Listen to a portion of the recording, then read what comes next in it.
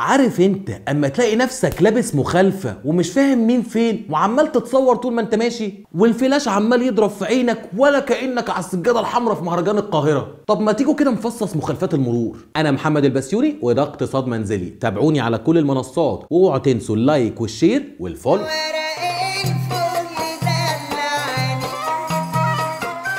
قبل بس ما ندوس في المخالفات يا ريت نركز في طريقنا واحنا ماشيين وربنا يسلم طريقنا. احنا في الفيديو ده مش بس هنتكلم عن المخالفات اللي نازله ترف ونعرف ازاي ما ناخدش مخالفه، وهنتكلم في اخر الفيديو عن التصالح والتظلم عشان المخالفات دلوقتي بقى بتتكاثر ذاتيا كده. بصوا بقى، احنا هنمشي مع الغرامه من الارخص للاغلى. اول نوع غرامه ما تقلش عن 50 جنيه وما تزيدش عن 100 جنيه. هتيجي تقول لي زي ايه؟ عندك الناس اللي ماشيه بالراحه على قشر بيض وعماله تتلكع وتعطل في الطريق، ولو العربيه ملاكي وشغاله اجره مخالفه. والحزام الحزام الحزام، وهنا انا مش قصدي عليك انت بس كسايق، لو انت مش رابط حزامك او اللي جنبك مش رابط حزامه هتدفع برضو على اللي جنبك مخالفه. والموبايل، الموبايل لو مسكته في ايدي او حطيته على ودني برضو مخالفه. وطبعا شفنا حوادث كتير بسببها وربنا يكفينا كلنا شر الحوادث. ولو نمر العربيه او اللوحات بتاعتها مش في مكانها او متغيره مخالفه، زي كده اللي شايلها وحاطط نمر عموله ومصغر الارقام والحروف ومفيمهم.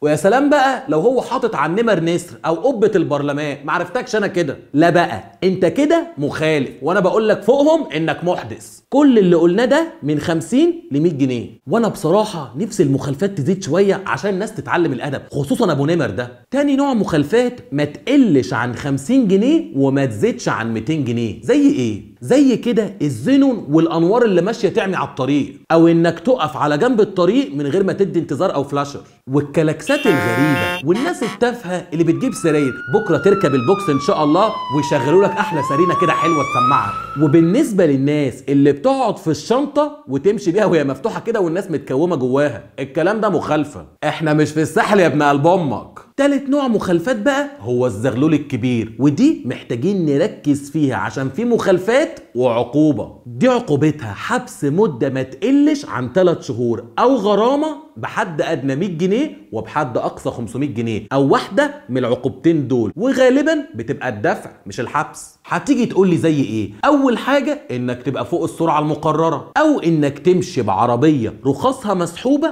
او الايصال بتاع السحب نفسه مدته انتهت، او الرخص ذات نفسها منتهيه. والناس اللي بتتعمد تعطل المرور زي اللي بيقفوا مع بعض كده يتخانقوا في قلب الشارع ومش مهم بقيه الشارع. ويا سلام بقى اللي عنده فرح وماشي بالزفات والكلاكسات، افرح يا حبيبي من غير ما تعطل الناس اللي وراك، في ناس ممكن تكون عيانه. طب هي كده المخالفات خلصت خلاص والمصحف ما خلصت؟